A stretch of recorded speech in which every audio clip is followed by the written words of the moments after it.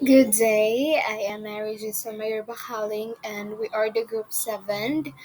And I am the first reporter of our group. So, disclaimer lang, sir.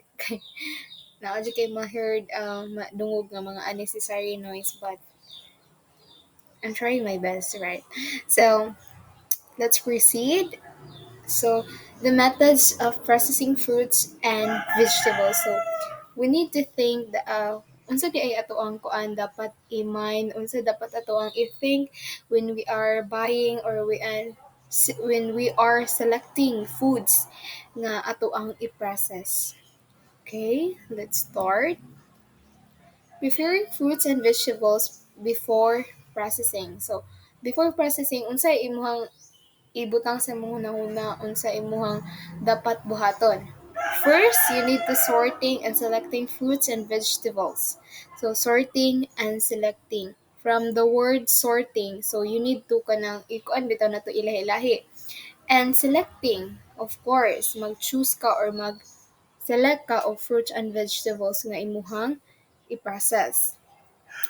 And then, success in food processing can be ensured with the use of fresh, newly harvested raw materials and optimum stage of maturity or ripeness. So, if gusto jud ka ma-success ang imuhang food processing, you need to ensure that you select or you use the fresh, dayon, newly harvested raw materials or kanang mga fruits or vegetables at an optimum stage. So, unsa din naa sa optimum stage?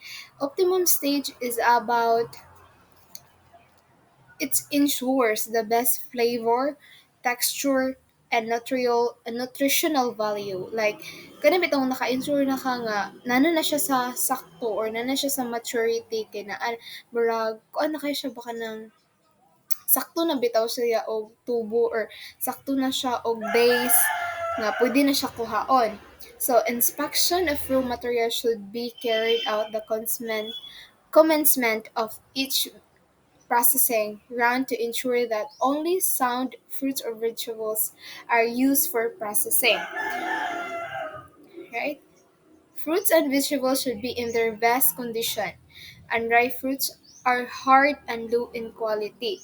So, we need to ensure that the fruits and vegetables nga ato ang gi-use is naa siya sa best condition. Dili siya lata, dili siya kanang kanang pa daotay na, but dili sad pwede nga unripe siya like kanang bitong kuan siya kulang siya sa kuan kung sa kuan pa kay kulang sa edad or kulang siya og days kay if kuan hard and low in quality kay hard siya dayon.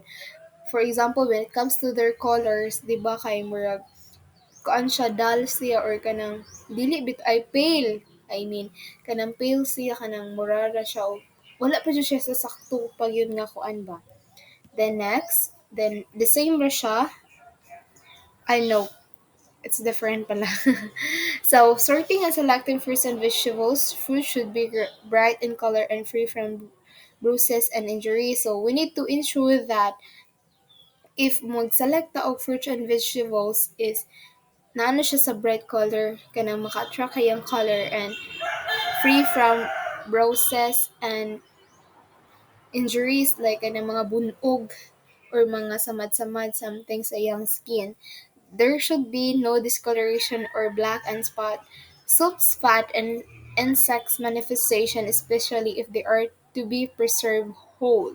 Like, kanya bitong, dapat wala siya kanang mga puti-puti or ay mga itom-itom, I mean, mga itom-itom sa iyang skin or sa iyang kanang outer bitaw kay kuan man especially if ato siyang gunitan kay naa siya bitay soft spot like kanang kuan siya ba kanang say tawagan kanang mura siya na part nga lata siya so dili na siya pwede especially if whole ang imuhang if preserve. Select undamaged fruits and vegetables. Any fruits with molds or underripe should be sorted and removed. So, katong mga naanay molds nga mga fruits or kanang mga underripe is we need to discard or kanang dapat ato na siyang ilabay or i-remove. Sorting is necessary in order to choose good quality fruits and vegetables. Those are not of a superior in quality can be used for the productions of semi-processed products.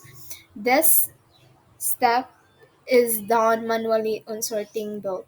So, we need to kuan kanang dili na to siya i-kuan bitaw nga ay kani siya kay mga lata ni tanan kani kay fresh ni tanan. We need to kuan manually like isa-isahon gyud nato para ma-ensure nato nga ay well sorted yun any or kanang sakto kaayo ang pag-select o pag-sorted or pag-sorting sa mga vegetables and fruits.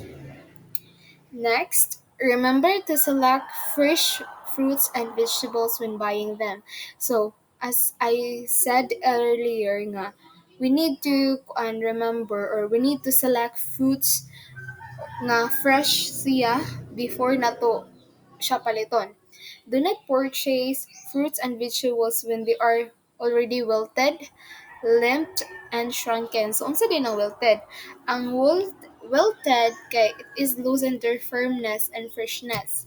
Like, nawala iyahang ka-firm ba? Like, na ay, for example, this is an apple. Then, nawala ang iyahang firm gud kay kanang circle sa our apple or iyahang anjud iyahang shape ba kay na kuan na ay part nga lata na siya so nawala na iyahang firmness. And limp, it is the crispiness. Also, for example, sa apple, di ba, if magbite or if fresh ang apple, if igbite na inigbite na to kay di ba mo tingog siya na ay it produce small sounds nga like gamay lang jud kay pero ma-feel na to nga naa jud siya sound or ma-feel madungog na to di I mean. So shrunk iyang color kay somewhat dull na like maputla like kung ano siya pale I mean kanang kung ano siya kanang bitong example sa kanang apple kay dili na kay siya tantong red kanang na siya yung nagka hinahinay na og ka fade ang iyang color. So select vegetables that are young and not overripe. So we need we need to select vegetables that kanang mga bata pa siya and not overripe kanang nasubraan na bitaw siya sa kagulangon kay as kay ako ang mother is or akong parents kay mag kuan jud na siya mi like if bakasyon kay mananumi og mga utanon like kanang okra mga ingana so kanang kuan taga-harvest na mo kay amo jud tong pilion ang kanang bitang dili pa ka siya tantong dagko ba kay if tantong dagko na kayo ang okra di ba kay murag kuan na siya kanang lain na kay siya tan-awon dayon kuan sad kanang dili na sad ang ihang kakuan bitaw kay lisod na kayo siya latan kay tungod sa kagulangon na. So, young vegetables have a natural, sweet, and delicate flavor. So, ang mga young vegetables daw kay naadyo daw na sila kanang natural nga sweetness and flavor. So, overripe vegetables are usually thaw because their fibers have already hardened. So, as I said earlier nga, katong about sa okra, di ba, kanamura na siya o gahi na kayo siya inyag ipinch nimo. So, vegetables and fruits that are in season are more economical and nutritious. Why? Di ba? Especially if season na ay sa kuan kanang sa kuan ron mangga or any fruits seasonal nila di ba there's a lot of kanang mga supplies o di ba so it more and dili ka mabala og pangita and kuan dapat ang imong i-choose di ay nga fruits is kanang naa po siya sa seasonal like kuan siya kanang dali ra na to siya makit-an ba kay especially if season na nila kay of course more on nutritious na siya why ano makaingon mata nga nutritious siya because kabaluta nga wala na siya gi-harvest nga kanang bitong gi-force siya og harvest bisan dili pa jud siya pwede kay it ensures that the fruits and vegetables packed with highest level of vitamin, minerals, and other nutrients. Naka-ensure na ta or naka-ensure na ta nga gi-harvest na siya nga na anay mga vitamins, minerals, like kumpleto na siya ba kanang bitong murag na kung ano jud siya ka nang na-mold na jud kayo siya. So, And when it comes to economic is, of course, mas barato siya kahit there is a lot of kuan man supply. So dili na like kuan na kayo ka ng mas barato ang ilang pagbaligya kay of course daghan og supply. So dili sila magkuan og kuan ka ng mahal kay dili man mahalin ang ilahang baligya. So mind your vocabulary. So lactic acid, it is colorless, odorless, syrupy acid formed by the action of lactobacilli in sour milk or the fermentations of vegetable juices. So lactic acid, ang iyang example kay ang Lactobacillibacteria kay mo ni siya ang mag-convert sa lactose into lactic acid. Lactose, it is the kanang mura bitaw siyang sweetness niya or iyang ka sweetness kay mahimo siyang lactic acid, like for example sa kanang milk, di ba, if present ang lactobacilli bacteria kay kuan siya kanang after it takes months or kanang after pila ka bulan, di ba, kay mga kuan siya kanang ang iyahang flavor kay mura na siya og aslom-aslom kay nahimo na siyang yogurt. So quince, hard yellowish acid Hershey fruits used for preserves and jellies. So ang quince kay mo ni siya ang mag-give og gel-like textures, gel. Kanang more siya og malagkit something. Sediment, any matter that settles at the bottom of a liquid. Kanang mga in the barrel of the liquid. Kanang makita na to bitaw sa mga sentiments kanang sa pinakailalong ba? Una sentiments. Ang tang is a strong taste or flavor. Strong taste or flavor. Muna siya mag-give og taste or flavor. Ang optimum, the best or most favorable degree or amount for the purpose. Scum, a thin layer that rises to the top of a liquid. Kanang, and for example, this is the bottle nga imong gigamit. Di ba, as we notice nga na ajoy mga evaporations or mga singut-singut dito sa ibabaw sa imong bottle, mo na siya gitawag og scum. Muragi ka na siya sa kana imong gi-process, then mag-on man siya og air bitaw, then mana padulong siya dito mo magsingot siya. Filtration is the process of separating solid matter from a liquid. So filtration from the word filter. Gi-filter niya murag iyang gi-separate ang solid ug ang liquid, di ba? Sometimes ang solid kay mo down jud siya is like mo paubos siya dayon ang liquid kay naa sa pataas kun ay naa siya sa pinakaibabaw, right? Alright. So let's proceed on the things that we need to do.